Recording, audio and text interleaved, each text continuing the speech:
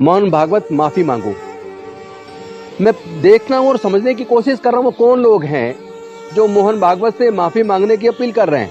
ये वही लोग हैं जो देश के लिए खतरा बन चुके हैं। ये वही लोग हैं जो देश में जाति और धर्म के नाम पर उन्माद करते हैं। ये वही लोग हैं जो देश में अनेकों बार दंगे करा चुके हैं। वही लोग हैं जिन्होंने हजारों साल तक दलित, पिछड़ा, आदिवासियों के साथ शोषण और उत्पीड़न किया। वही लोग हैं जो मूंछ रखने पर हमारे युवाओं की हत्या कर देते हैं। ये वही लोग हैं जो घड़ा छू लेने पर हमारे बच्चों की हत्या कर देते हैं। वही लोग हैं जो मंदिर प्रवेश करने पर, मंदिर में मूर्ति छू लेने पर हमारे लोगों की हत्या कर देते हैं। जय भीम, नमो बुद्धाय, जय भारत। दोस्तों, आज आप देख रहे हैं कि आरएसएस चीफ मोहन भागवत जी ने कहा कि जाति ब्राह्मणों ने बनाई है, भगवान ने नहीं।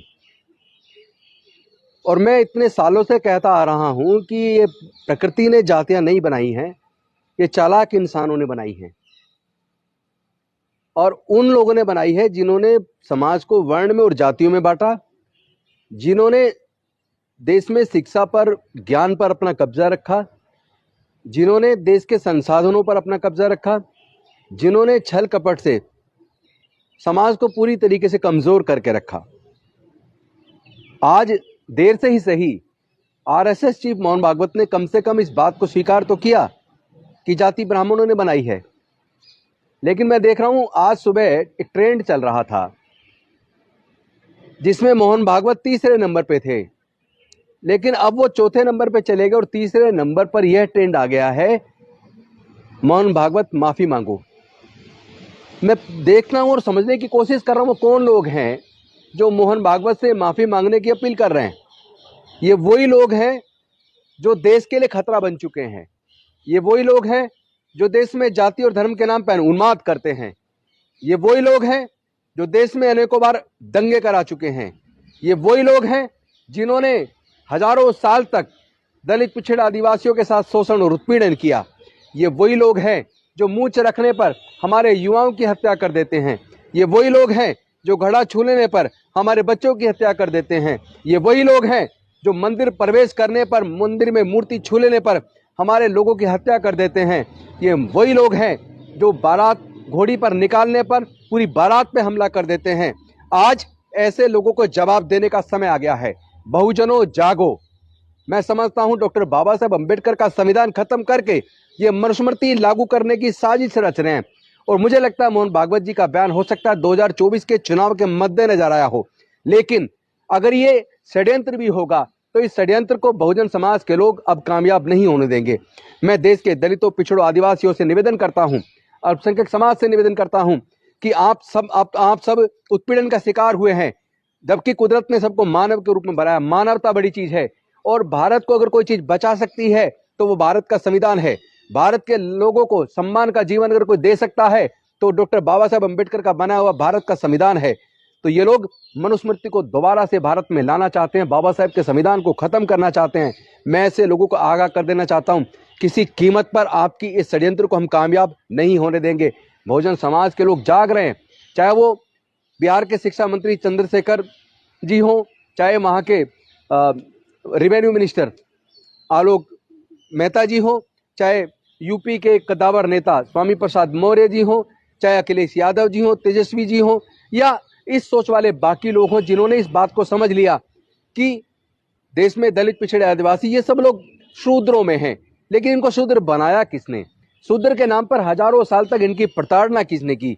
या तो वो समाज स्वयं माफी मांगे, मतलब माफी मोहन भागवत को नहीं, माफी उन लोगों को मांगनी चाहिए जो लोग मोहन भागवत से माफी मांगने का अपील कर रहे हैं, जो ये ट्रेंड चला रहे हैं। ऐसे लोगों को समझ आ जाना चाहिए कि भारत के लोग अब इस तरह की जातिवादी मानसिकता को स्वीकार करने के लिए तैयार नहीं है। इनको होश में आ जाना चाहिए, वरना देश के लोग इनको जवाब जरूर देंगे। मैं समझता हूं 2024 का चुनाव बेहद महत्वपूर्ण होने वाला है।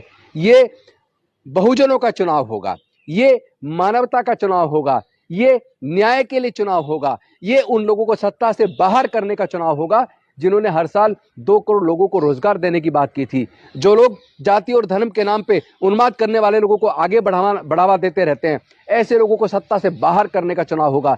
मैं कहना चाहता हूं, अपील करना चाहता हूं पूरे बहुजन समाज से, मानवता के लिए, देश को बचाने के लिए, डॉक्टर बाबा साहेब अम्बेडकर के संविधान को बचाने के लिए और मानवता की इज्जत आबरू बचाने के लिए, देश को सम्मान के साथ आगे बढ़ाने के लिए हम सबको एकजुट होकर इस मानवता की और न्याय की लड़ाई को लड़ना होगा। आइए हम सब लोग मिलकर ऐसे मनोवादी पार्टियों का बहिष्कार करें जो लोग शिक्षा और स्वास्थ्य के ऊपर बजट को घटाते हैं, कम करते हैं, जो लोग जाति और धर्म के नाम पे उन्माद पैदा करते हैं, जिनकी डिक्शनरी में पाकिस्तान, मुसलमान, कश्मीर इन 3 शब्द से ज्यादा कुछ नहीं है। और ऐसे लोगों को अब आईना दिखाना बहुत जरूरी है। जो नाना प्रकार के कुकुरमुत्ते की तरह जो जादू टोना करने वाले कितने सारे ज्योतिष साधु महात्मा निकल के आ गए हैं, जो नेताओं की गर्दन काटने पे लाखों करोड़ों रुपए का इनाम रख रहे हैं, जिनके खिलाफ सरकारें मुकदमा दर्ज नहीं कर रही हैं, ऐसी सरकारों को भी और ऐसे लोगों को भी जवाब देने का टाइम आ गया है। मैं आपसे निवेदन करता हूं, बहुजनों जागो और लड़ाई के लिए तैयार हो जाओ। ये लड़ाई तीर और तलवार से लड़ने वाली नहीं है, ये लड़ाई औजार हथियार से लड़ने वाली नहीं है, ये लड़ाई विचारधारा की लड़ाई है, जिसमें एक तरफ डॉक्टर बाबा साहेब अम्बेडकर की विचारधारा जो समता, स्वतंत्रता, बंधुता, न्याय, प्रज्ञाशील, करुणा और मैत्री पर आधारित है, दूसरी तरफ विषमतावादी विचारधारा जो जाति और वर्ण में, जिसने पूरे देश को, समाज को टुकड़े टुकड़े में बांट दिया है, वो विचारधारा है। उस विचारधारा के साथ, उस मनुवादी विचारधारा के साथ मानवतावादी विचारधारा के बीच में जो संघर्ष है, इसमें लड़ाई मानवतावादी विचारधारा की होगी, यानी डॉक्टर बाबा साहब अम्बेडकर के संविधान की होगी, यानी कि भारत की जीत होने वाली है। तो जो लोग भारत से प्यार करते हैं, सच्चे देशभक्त हैं, वो इस लड़ाई में, मानवता की लड़ाई में हमारे साथ आए। और जो लोग मानवता को कुचलना चाहते हैं, भारत को फिर से गुलाम बनाना चाहते हैं, वो लोग हमसे दूर रहे तो अच्छा है। बहुत बहुत धन्यवाद। नमो बुद्धाय। जय भीम, जय भारत।